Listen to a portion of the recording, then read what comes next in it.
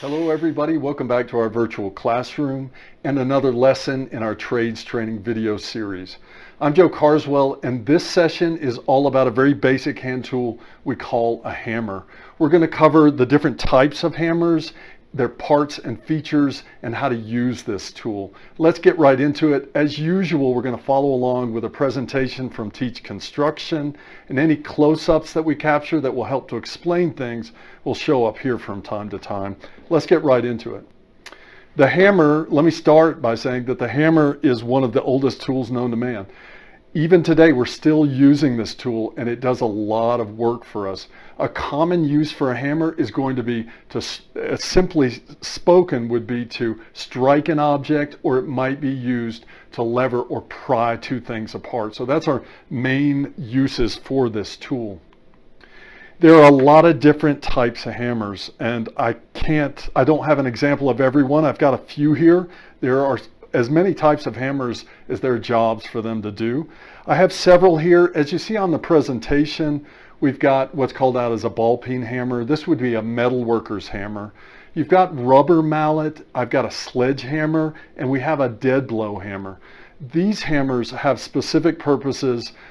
For example, a sledgehammer might be used to move large objects. It's going to be a heavy hammer that's weighted in pounds. So this is to do large jobs, to move large objects, even to break up materials. A dead blow hammer, like this one here and in the presentation, is filled with metal shot. This hammer has weight to it, but the outside case is plastic. It has a wide head. Think about a hammer you have the surface or face of this hammer is going to strike an object and it's going to deliver force. This hammer would be used to not damage the surface. This mallet would be the same type of situation. This face is going to strike the surface and it's engineered or designed not to cause damage. And when we're talking about hammers, we need to talk about control and how much damage or lack of damage will they cause. So here's a hammer to talk about. This is a framing hammer. This hammer you'll find on a construction site, and the purpose of this hammer is to put together lumber to build a structure. And this is a 19-ounce framing hammer. They're going to come in a range 24 down to say 19 ounces. There's a range of them. This one has a straight claw. We're going to talk about what this part does. You have a long handle on it, and your grip is fairly low on this hammer. One feature on this that is unusual is this funny face on it that has a grid pattern. We're going to call that a waffle face, and that has a specific purpose when we're driving fasteners. Next up, we have a finish hammer. This is also very common on a construction site. So this hammer is smaller than our framing hammer. It's also weighted in ounces. This is a 16-ounce framing hammer. It's a very common size for this type of finish hammer. Going through the parts of a hammer, these parts will translate to the framing hammer as well. We're going to have a handle. We're going to have a grip. We have this entire metal end. We're going to call that the head. We have a cheek on each side of the head. And we have the neck of the hammer that's going to hold the face. The face is the surface that will be the part that will strike the fastener to drive it. So I actually have another 16-ounce hammer. This hammer is also weighted at 16 ounces, but the design is very different. This has a metal head, and the metal goes down through the handle. The grip is now rubber, and so this hammer has a much less chance of breaking anywhere in this area. This hammer here has a tendency or a risk of the head separating from the handle. This is a fiberglass handle, by the way. So the claw is a feature on these hammers that we need to go over. When we're prying or pulling fasteners, we're going to use the claw. There's a couple of different types of claws to talk about, and I'll put both examples up here. So I have a straight claw, which would be found on a large or a long-handled framing hammer. And then I've got a curved claw on my finish hammer. There's benefits to each. The straight claw is going to offer a lot of leverage, but you need that longer handle to make it work effectively. If you have a smaller hammer like the finish hammer, the curved claw is going to add some force and leverage to make up for the shorter handle. So either one of these will pull fasteners. The straight claw will pull larger fasteners easier, and the curved claw will make easier work of pulling any fastener. The other thing to mention is the claw is going to limit or extend your range as to how much pulling action you can get out of that claw before it doesn't do any more work. So a straight claw is going to offer more range of pulling, and a curved claw is going to shorten that length of pulling. When it comes time to use a hammer, you have to decide which one is going to be the best choice. And understanding the hammers, having experience with them, and knowing which one to choose can make or break the job you're getting ready to do. I have found in training a lot of people that they love their framing hammer for everything. And I think it's large. They start to get comfortable with it and they think it can be used for everything. It's a very poor choice for anything other than rough framing. And I tend to have to repeat this often. So sometimes using a finish hammer is the best tool to use. So you have to consider the size and type of fastener that you're driving, and then you have to choose the surface that you're impacting. How much damage can that sustain if you miss, or even if you drive that properly. So a lot of these considerations, if they're not made at the beginning, can cause more damage than the building that you're trying to do. So we've been through the parts and features and types of hammers. Let's get into some of the things that are going to get us into driving fasteners and pulling fasteners. These methods need to be discussed. First, though, we need to talk about safety checks for hammers. So we have a hammer and we need to make sure that it's in good shape before we use it. If you think about it, there's a lot of weight in a hammer and you're swinging it with a lot of force. There's also some other things that will happen that could cause trouble, damage, and problems for you. So first things first, make sure that your hammer is in good shape. You'll get a lot of life out of a hammer, but at times the head, for instance, can loosen up. If this head comes loose from this hammer during a full swing, you're sending a pretty heavy metal object flying, could be into someone else and injury. The other thing is that the handle needs to be in good shape. Sometimes hammers that have been used for a long period of time can break a handle. I've seen this happen under prying circumstances. So overall, your face should be full and no chips in it. This is a forged tool. The heads are generally forged, so they're very strong, but over time and heat and use, these can break down. A hammer that has a chip in it or will chip will send that chip out sometimes as a spark or a molten piece of metal, and that could end up in your eye or cause some other kind of injury. So we've checked out our hammer. We know it's in good shape. Now we have to talk about holding it. I'm going to go with a framing hammer because it's much more obvious to see or demonstrate. The handle here is much longer on a framing hammer. And I noticed a lot of times when trying to get this point across with students about proper grip, there is a tendency, if you do not know how to control a hammer properly, there's this tendency to choke up or put your hand higher on the handle, not on the grip. We're going to call this little curved part here on this framing hammer, this is the grip. That's where my hand should go. And it's a little wider down here to keep my hand from sliding off. So it's got a little curve for contour, for holding. It's a little wider down here. So your hand should be very close to the end of this hammer. If you don't know how to control this hammer, that's going to feel very strange to you at first. Your tendency will be to cinch up or choke up on this hammer. This makes people feel they can aim this hammer better at their target, but in reality what you're doing is you're creating a lot less force. The hammer is not able to do its job, and you are adding a lot of stress and strain to your body, a lot of effort into that fastener, and most of the times you will bend more nails in this position than you will back here. So we'll go over proper grip and when we're driving nails and where that fits into the process. Another thing to consider when you're talking about hammers and the process of swinging and proper form is this idea of you need room to swing. So your body positioning, everything around you, you have to consider.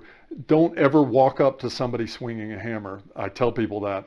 It's your responsibility not to be hit by a hammer. At the same time, if you're swinging a hammer, be very aware of everything that's around you. Put yourself in a place where you can swing freely and you're not restricted or cramped up or doing something in some weird position. So there's a sort of a natural reach with a hammer that you should try to achieve, and there is a sort of a zone that you need to keep around yourself for safety. Another point when driving a fastener is setting the nail. This is the first step to doing this properly and avoiding injury to your hand that's actually holding the fastener. Setting a nail means tapping the nail in place so that it's standing on its own before we put any full force into driving that fastener. Now we're ready to drive a nail. Let's go over the process following the presentation, and then we're going to do it for real. So the first thing to do is to place the nail in the desired location. That's going to be wherever you need to set and drive that nail. Rest the face of the hammer on the nail head. This is going to, almost like you're a golfer and you're getting ready to putt, this is your setup. You're going to give the nail a light tap while you're holding it with your, if you're right-handed, that would be your left hand. Now, after you've tapped that nail, it's going to set that nail in the material just enough it's going to stand on its own. You can now remove that supporting or left hand if you're right-handed. Now you can start striking that fastener. You can increase the length of your blows and force that nail down as you go. The more times you hit it properly, it will drive it faster. You're going to repeat this process until that nail is flush with the surface, and this is the proper technique to drive a nail. Let's go through this process of setting a nail. I've got an 8D nail here. I've got a framing hammer. We're going to place the nail in the location we want to drive it. I'm going to give it a slight tap to set it. Now I move this supporting hand away. There's no more possibility of injury to this hand. And I'm going to strike the nail until it's flush.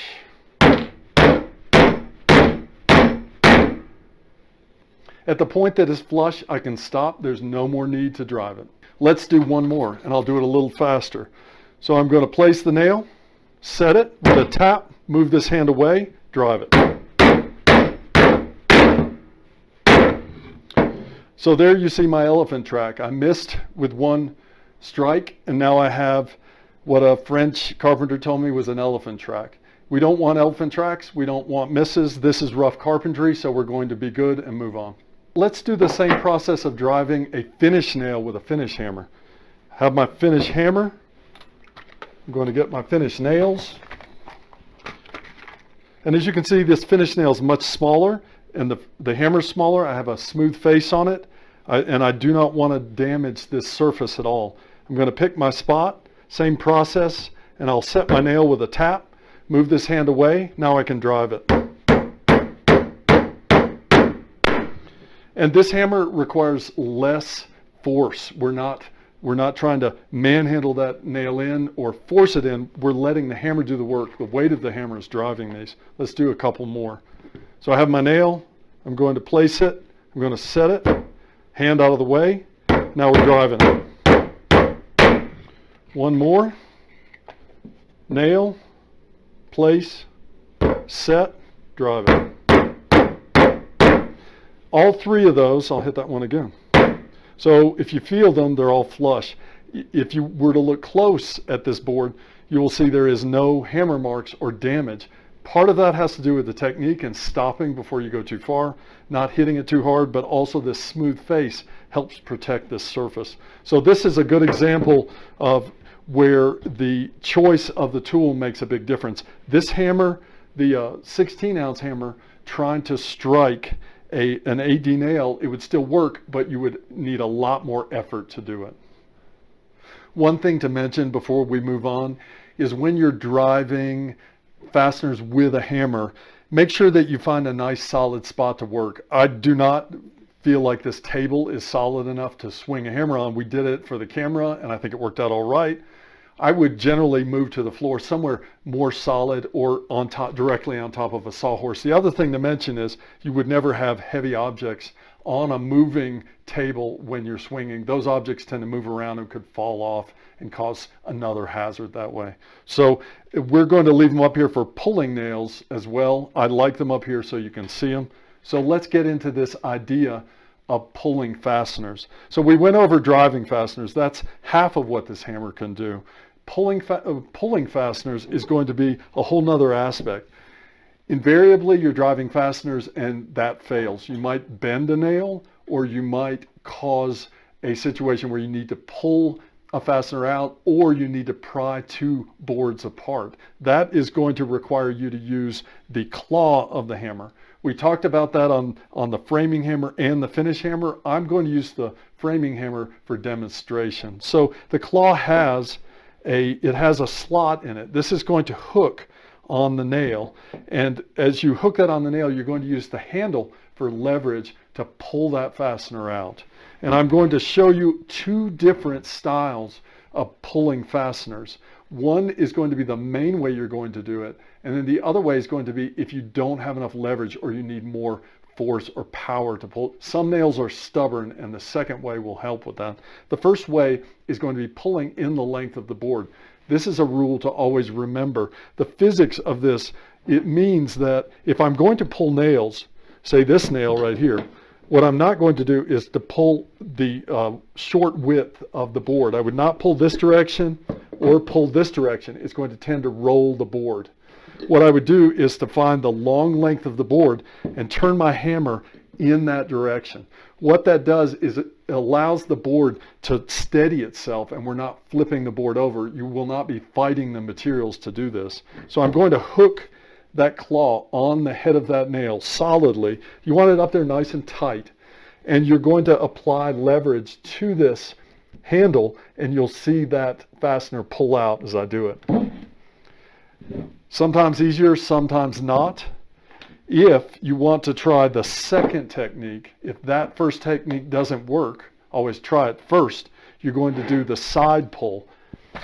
The side pull is going to be using the long length of the board to your advantage, same way. So all of our pulling is done with the length or the long length of the board. We're going to turn the hammer sideways though. What this is going to do is to offer a lot more leverage at the fastener. So at the point you get too far to one side, you can then hook it again, and then you're going to push it in the other direction. And you're going to work that nail out side to side until it frees itself up. This way is not as ideal. It's going to actually bend the nail, which shows you how much more power or force it has, but it tends to mar up the surface a little bit more and is only really good when no other way will work. Let's pull a couple more nails.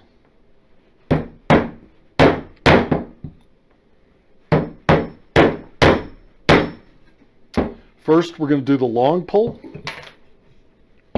Hook it, pull. Now we'll do a side pull. Still pulling in the direction of the board. We're going to lean it that way. We'll lock it back on the nail, and now we're going to pull it the other way. It comes out. 2 tries. Let me show you another purpose for the claw, that is to separate materials. I've got 2 boards nailed together, and I need to pry them apart. The claw of this hammer is really good for that, so I'm going to find a place to place that claw in between the materials. Now, if I pull back on it, it's going to separate those materials. So now we can remove the nails, typical demo process. I'm going to go to the back side where the point is, and I'm going to tap them out.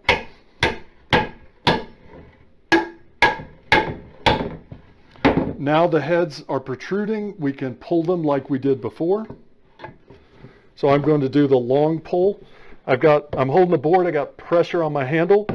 It's going to pull those nails. Same here, I'll do this one from the side. So we're going to lean the hammer this way, I'm going to lean it that way, and then I'm going to lean it this way. 2 ways to pull nails, 2 different ways. Much more force, much less damage to the surface this way. There are a couple of safety points to talk about with hammers, and that's going to be sparks. If you've ever used a hammer and you have witnessed this, it is absolutely the truth and a serious hazard, and that is When the hammer strikes a nail, sometimes a small shard of metal will fly off of that hammer. It will appear to be a spark, but what that really is molten metal from the quick impact of the head on a piece of that nail that frees itself. I knew a man who he was blind in one eye because of a shard of metal from a hammer entering into his eye and entering into his retina in the back. He lost sight in that eye. He was not wearing safety glasses. The point of this is that your safety glasses are very key when you're driving fasteners with a hammer. One other hazard to talk about is this idea of repetitive stress injury. That's an occupational term. What that means is when you use something a whole lot, and you can achieve a certain pain or injury in your body from the prolonged use of that tool. And hammers are no exceptions. And what I would say to you is that using a hammer all day will make you tired. If your arm is tired, or your hand is tired, or your shoulder is tired, that's one thing. That means you've been working.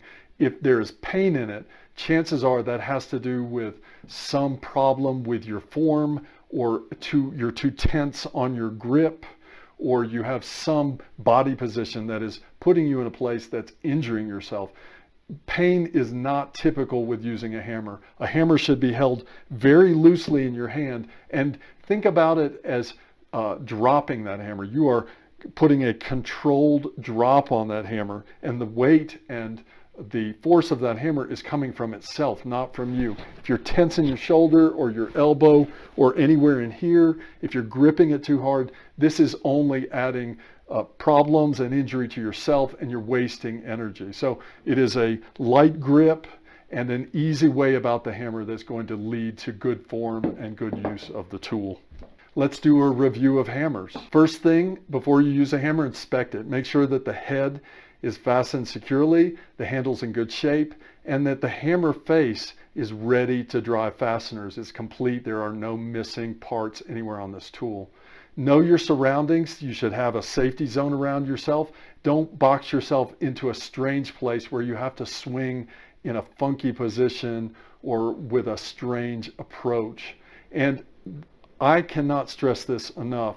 When using a hammer, it's about control and finesse. A lot of people associate hammers with destruction. A hammer is for construction, and that requires control, finesse, and skill. And a big part of that control has to do with choosing the right hammer for whatever fastener, whatever job, whatever surface we're working with. This is a list of terms used in this presentation. And as always, guys, I like to talk about this idea of learning the language of building and using it on the job site. Knowledge is power, and it only helps us build better. So I hope you've learned something about hammers, how they work, different types, maybe the right one to use at the right time. And I hope I've convinced you that this tool is a very necessary one to use on the job site. So thanks for watching. That's a wrap. Hello, everybody, and welcome back to Shh. Hello, everybody. Shut up. Hello, everybody. Welcome. Video is a production of Trade Skills U, all rights reserved.